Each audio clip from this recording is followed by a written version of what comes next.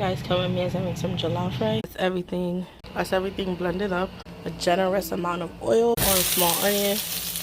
Typically this recipe calls for tomato paste, but I've never done this before. I add a bit of beef. Okay, now I'm gonna pour in the sauce. These are all the spices going in. I mixed in some of the rice.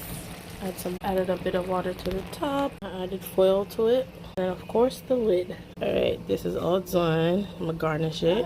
I garnished it, and that's butter. It's so spicy, it's so delicious. Look at that.